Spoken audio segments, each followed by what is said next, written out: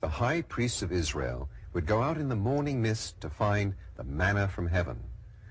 Those of you who have had the opportunity to study carefully will know that the word manna from heaven actually means mushrooms. The manna from heaven was actually a mushroom, psilocybin, the magic mushroom. And there's many books have been written about the subject of the magic mushroom in the Middle East, and I think we all know that in the Middle East there is the problem with hashish for thousands of years, and the drugs have been floating around the Middle East for thousands of years. We find it in the Bible, the magic mushroom.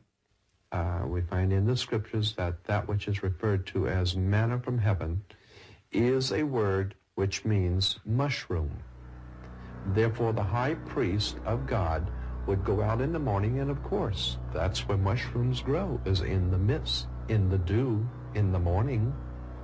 And they would pick the mushroom, the manna from heaven, and of course, consuming the manna from heaven, they began to talk to God.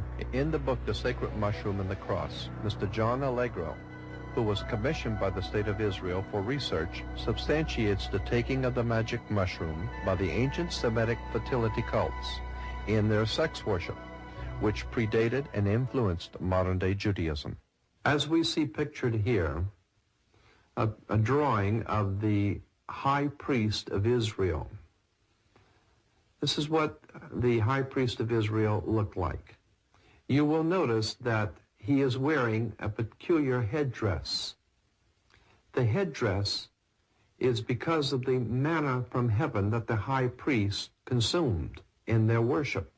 The Hebrew god El was in fact a more ancient Semitic god, Saturn.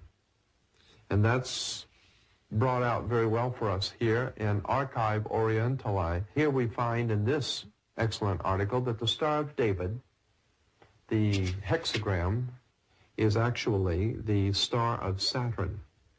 And that's why today Hebrews worship on Saturday, Christians worship on the sun's day, God's sun, the light of the world.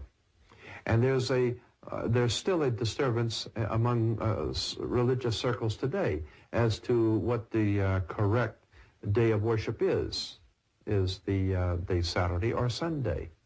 Well, it just depends on whether you're worshiping Saturn, the old ancient Hebrew god, or the Son of God, the light of the world, on Sunday. It really doesn't make much difference. It's all Egyptian.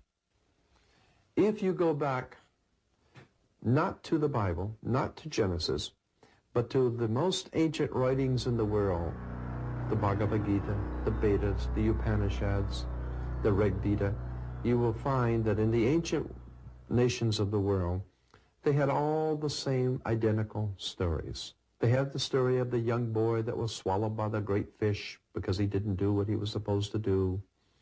They had the story of Nemo. The Babylonians had the great lawgiver who had golden hair and went up into the mountain of God. The mountain of God was the pyramid. He went up into the great mountain of God, and he received the great law, which becomes known as the law of Hammurabi, the great law of Hammurabi. And that law was given to, the Babylonians say, their great prophet, their great man of God, who went up into the mountains, King Nebo. King Nebo, the great lawgiver, who comes down from the mountain with the tablets of stone and gives the great law to the Babylonian people.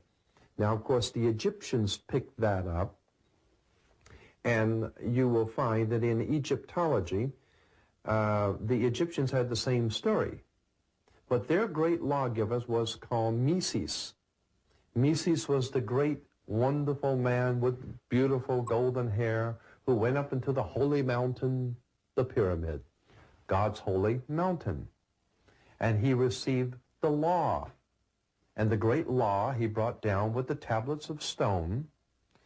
And when he saw, Meses saw that the Egyptians did not respect the divine law, he broke the stones and the great law. Now, of course, the Hebrews, taking that story, moving into Palestine with their worship of their god El, Then comes the story of Moses. Moses is Meses. Meses is Nebo. It's the same story. It never stops.